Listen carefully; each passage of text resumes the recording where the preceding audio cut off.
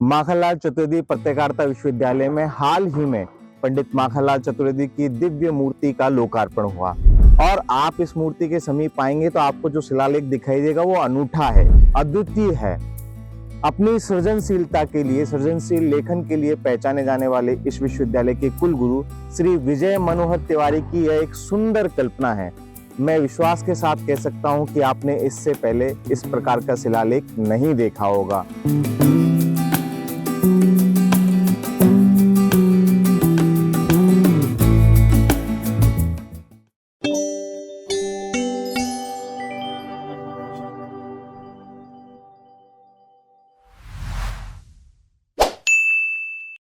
तो हम सब जानते हैं कि दादा माखनलाल जी के समाचार पत्र का नाम था करमवीर। करमवीर और दादा माखनलाल एक दूसरे के पर्याय थे। तो इस मूर्ति का जो शिलालेख है, प्रतिमा का जो शिलालेख है, वो दादा माखनलाल जी के समाचार पत्र करमवीर को ही बनाया गया है। जब आप इस मूर्ति के समीप आएंगे तो आपको सामने एक मुख्य पृष्ठ समाचार पत्र का एक फ्रंट पेज दिखाई देगा।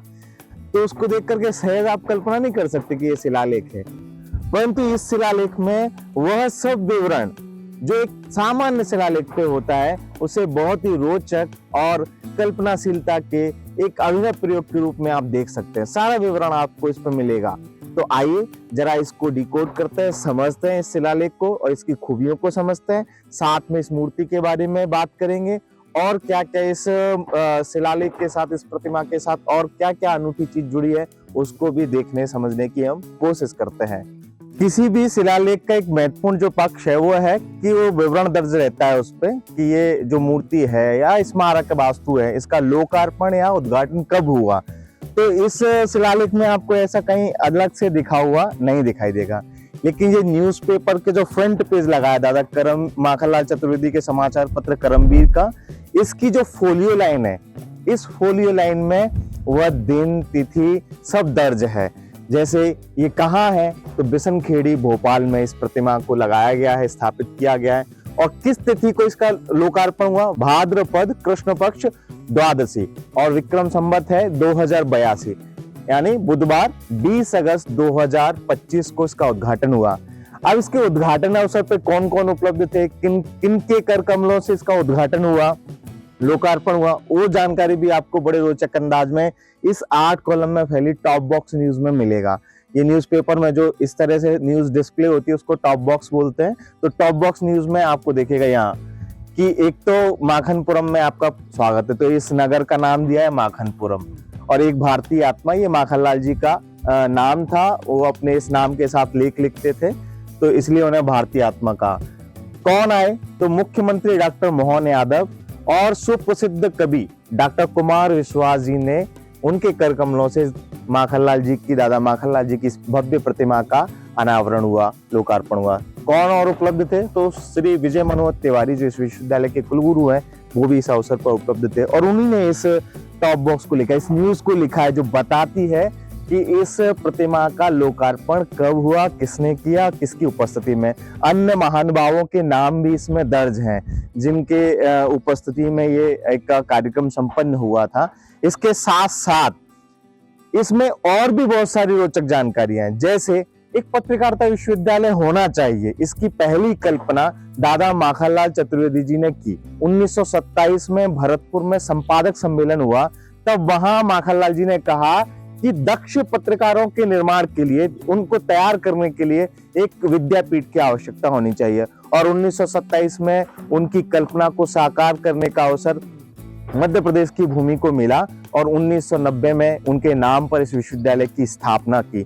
और इस स्थापना की तो 35 वर्ष इस विश्वविद्यालय के हो रहे हैं, वो जानकारी भी आपको इस शिलालेख में मिलती है। तो कैसे इस विश्वविद्यालय की 35 वर्ष की यात्रा है उसको भी आप यहाँ देख सकते हैं। तो केवल सामान्य जानकारी शिलालेख नहीं देता, एक इस संस्थान के बारे में, इस विचार के बारे में, दादा माखनलाल जी के बारे में, उनके व्यक्तित्व के बारे में भी बहुत सारी महत्वपूर्ण जानकारी हमको ये शिलालेख देता है, इसलिए अनूठा है। अन्यथा सामान्य शिलालेख पर आपको तिथि मिलती है, दिनांक मिलती है, और जिन महानुभावों ने उसका लोकार्पण या स्थापना जो भी की है उसका विवरण मिलता है। लेकिन ये आपको अतिरिक्त बियॉन्ड उसके आगे ले जा करके और महत्वपूर्ण जानकारियां देता है। तो 35 साल में ये विश्वविद्यालय त्रिलंगा में एक छोटे से परिसर से शुरू हुआ। उसके बाद महाराणा प्रताप नगर, जैसे MP नगर भी कहते हैं, वहां विकास भवन में एक अच्छी इमारत, बड़ी इमारत में इसका संचालन हुआ। लेकिन परिसर की कमी तब भी एक अनुभव होती थी। तो 2022 में ये विश्वविद्यालय विशनखेड़ी में 50 एकड़ के अच्छे परिसर में, भव्य परिसर में, संसाधन युक्त परिसर में स्थापित हुआ है, आया है। तो इसकी ये यात्रा त्रिलंगा से लेकर विशनखेड़ी तक की यात्रा का विवरण है। जब ये विश्वविद्यालय शुरू हुआ था तो एक ही विभाग था, पत्रकारिता।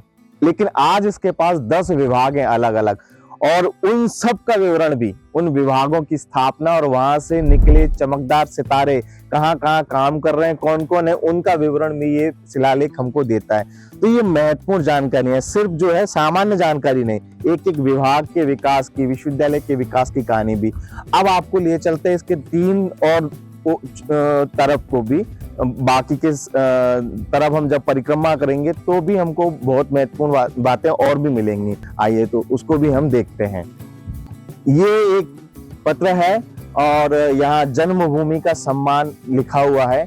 ये महात्मा गांधी जी के विचार हैं जो उन्होंने पंडित माखनलाल चतुर्वेदी जी के लिए व्यक्त किए।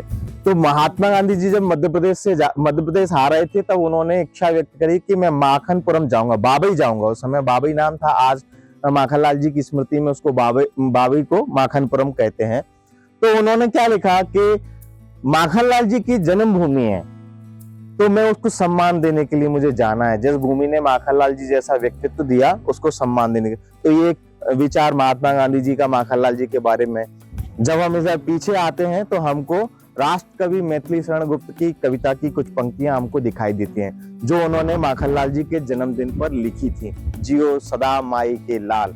तो इसके बाद एक और है, इस तरफ आएंगे हम तो हमें एक और महत्वपूर्ण जो साहित्यकार हुए उनके माखनलाल जी को विचार वो हमको दिखाई देते हैं। फिराक गोरखपुरी के बारे में कहा जाता है कि उन्होंने कभी किसी की प्रशंसा नहीं की, लेकिन यहाँ जो शब्द लिखे हैं, विचार लिखे हैं, वो केवल प्रशंसा नहीं है, वो माखनलाल जी से उन्होंने क्या सीखा, एक शिक्षक के नाते, गुरु के नाते भी उनकी अभिव्यक्ति है, आदरांजलि हम कह सकते हैं। लिखना माखनलाल जी से सीखा।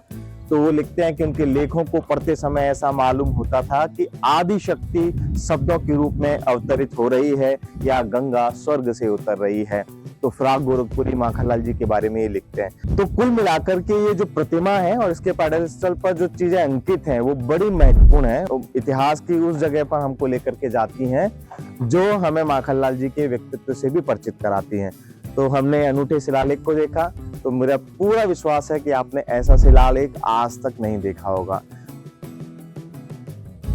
तो मित्रों, ये जो शिलालेख है ये माखनलाल चतुर्वेदी पत्रकारिता विश्वविद्यालय को एक विशिष्ट पहचान दिलाएगा और विद्यार्थियों को भी रचनाशील, कल्पनाशील होने के लिए प्रोत्साहित करेगा। साथ में ये जो रचनाशीलता है यही पत्रकारिता का गुणधर्म है और यही सब हम सीखने के लिए यहाँ एकत्र आए हैं।